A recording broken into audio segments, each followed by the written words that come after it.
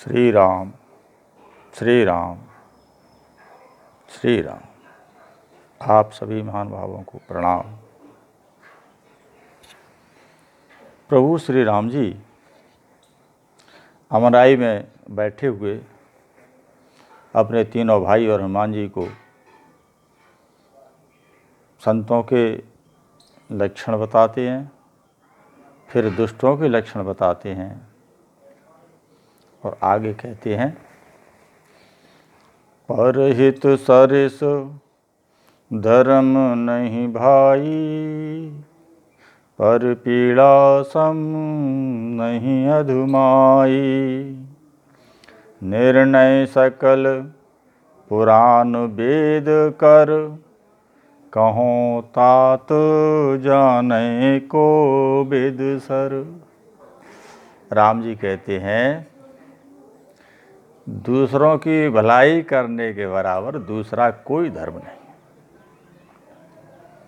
देखो, हम लोग त्रिविधि से इस संसार में हैं, तीन देव हैं, तो ये त्रिविधि जो है हमारे जीवन में भी है, मनसा वाचा कर्मणा। हम मन से भी पुण्य करते हैं, वाणी के द्वारा भी सत्कर्म करते हैं, बोलते हैं, और कर्म के द्वारा भी सत्कर्म होता है। मानसिक रूप से धार्मिक बुद्धि होना, वाणी के द्वारा धार्मिक ज्ञान कथा, और क्रिया के द्वारा हम जो क्रिया करते हैं, इन तीनों से ही हम पुण्य करते हैं और तीनों से ही हम पाप करते हैं। पहले देखिए मन की स्थिति। परम धर्म श्रुति विदित अहिंसा, पर निंदा नहीं, पर निंदा सम अघन गरीसा। हमारा मन जो है अहिंसक होना चाहिए, दया से भरपूर हो। हमारे मन में कोई किसी के प्रति द्वेष, नफरत आदि मन में कोई विकार नहीं हो। हमारा मन दयावान हो। जब मन दयावान होता है, स्वाभाविक है उसकी वाणी में भी सुधार आता है और उसकी क्रियाएं भी अच्छी होती हैं। तो परम धर्म श्रुति विदित अहिंसा, वेदों में कहा गया है कि सबसे बड़ा धर्म है अहिंसा, अर्थात दयालु होना। और पर निंदासम अघन गरीसा, जे हम वाणी के द्वारा दूसरे की निंदा करते हैं, ये सबसे बड़ा पाप है।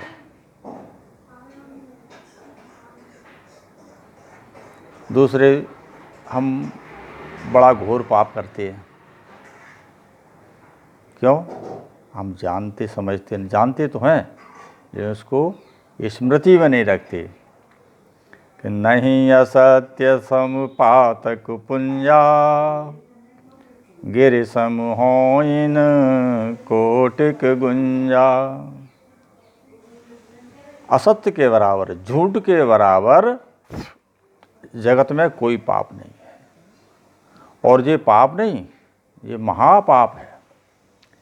तुलसीदास जी कहते हैं, गिरसम होयन कोटिक गुंजा, जैसे करोड़ों गोंगची एक पहाड़ के बराबर नहीं हो सकती, ऐसे ही हमारे अनेकानेक पाप एक झूठ के बराबर नहीं है। हम जीवन में जितने भी सैकड़ों, हजारों, लाखों पाप करते हैं, तो वो पाप कम है जब हम एक बार झूठ बोलते हैं। इसलिए वाणी के द्वारा कभी झूठ ना बोलें।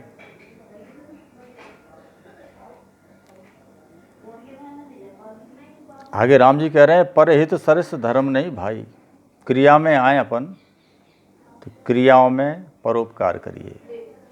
दूसरों का भला करिए, इसके बराबर जगत में और कोई बड़ा धर्म नहीं है। और क्रिया के द्वारा पाप पर पीड़ा सम नहीं है धर्म भाई। दूसरों को पीड़ा देना, कष्ट देना, हानि पहुंचाना, इसके बराबर क्रिया में दूसरा कोई पाप नहीं है। इसलिए हमें दयालु रहना चाहिए, भगवत शरण भगवत भजन करना चाहिए। और जब हम दयालु होंगे, भगवत भजन करेंगे, शरण में भगवान के में रहेंगे, तो हमारी क्रिया भी गलत नहीं होगी, हमारी क्रिया भी परहित सरिस में जाएगी। राम जी कहते हैं, निर्णय सकल पुराण वेद कर, सारे वेदों का और सारे पुराणों का एक ही निर्णय है। कहो तात जाने को विदगर नर, और वो उनका एक निर्णय है, वो मैं कह रहा हूँ। इसको विद्वान लोग जानते हैं, पंडित लोग समझते हैं और उसी के अनुसार अपने आचरण करते हैं। वो तत्व क्या है, वेद पुराणों को सिद्धांत क्या है कि नर शरीर धरजे पर पीरा, करहिं ते सहें महाभव भीरा। करहिं मोहवश नर अघनाना, स्वार्थ रत पर लोको नसाना। मनुष्य का शरीर धारण करने के बाद भी जब हम दूसरों को दुख पहुंचाते हैं, अरे पशु पक्षी हैं, ये तो अज्ञानी होते हैं, ये कुछ भी करें तो शोभा देता है, लेकिन हमारा मनुष्य का शरीर सारी योनियों में श्रेष्ठ है। वो श्रेष्ठ योनि आपको प्राप्त है, उसका उपयोग क्या कर रहे हैं? पाप कर्म करना, दूसरों को दुख पहुंचाना, कष्ट पहुंचाना। इसका परिणाम कर रहे थे सहें महाभव पीड़ा। ये सांसारिक पीड़ा को सहन करना पड़ती है। बड़े बड़े संकट उनके पास आते हैं और बार बार जन्म मृत्यु के जंजाल में उसे पड़ना पड़ता है, रहना पड़ता है, पीड़ाएं भोगना पड़ती हैं। कि करहिं मोहवश नर अघनाना, ये मनुष्य जो है नाना प्रकार के अनेकानेक पाप क्यों करता है? मोह सकल व्याधिन कर मूला, ये मोह जो है बस इसी के पैर में पड़ के ये मनुष्य, हम और आप सब लोग पाप कर रहे हैं। हम अपने स्वार्थ में लीन रहते हैं, और जब मनुष्य का शरीर लेकर हम नाना प्रकार के पाप करके अपने स्वार्थ को ही देखना, परमार्थ की तरफ नज़र न डालना, यही हमारा दुर्भाग्य है और इसी से हमारा परलोक बिगड़ जाता है। कि काल रूप तिन कै मैं भ्राता, शुभ अरु अशुभ कर्म फल दाता। अस विचार जे परम सयाने, भजै मोहि संसृत दुख जाने। हे भाइयों, जो ऐसे लोग हैं जो मनुष्य का शरीर धारण करके दूसरों को कष्ट देते हैं, पाप कर्म करते हैं, मैं उनके लिए भयंकर काल रूप में हूँ। और उनके जो भी कर्म होते हैं, अच्छे और बुरे, उन सारे कर्मों का फल यथा योग्य मैं उनको देता हूँ। और जो विवेकशील लोग हैं, जो चतुर लोग होते हैं, वो इस बात को जानते हैं। इसलिए इस संसार को दुख रूप समझ करके मेरा ही भजन करते हैं। कि त्यागहि कर्म शुभाशुभदायक, भजय मोहे सुर नर मुनि नायक। संत संतन के गुण भासे, तेन परै भव जिन लख राखे। तो ये चतुर लोग होते हैं, वे तो शुभ और अशुभ फल देने वाले जितने भी कर्म हैं वो उन कर्मों में नहीं पड़ते, और देवता मनुष्य और मुनि ये सभी के सब मेरा भजन करते हैं, मुझे भजते हैं। इसलिए हे भाइयों, मैंने आपको संतों के और असंतों के अर्थात दुष्टों के गुण आपको बता दिए। संतों के लक्षण क्या हैं, गुण क्या हैं, और दुष्टों के लक्षण गुण क्या हैं। जिन्होंने इन गुणों को इन लक्षणों को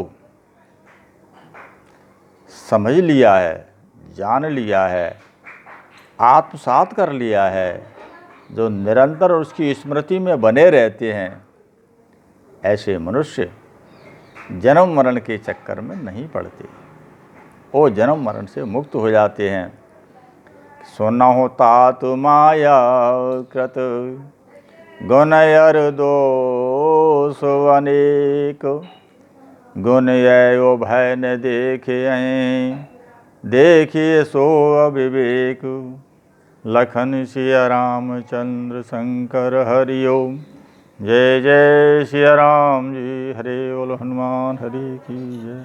हे तात सुनो, जगत के जितने भी गुण और दोष हैं ये सब माया द्वारा रचित हैं। वास्तविकता इनकी कोई सत्ता नहीं है, इनका कोई अस्तित्व नहीं है। इसलिए विवेक तो इसी बात का है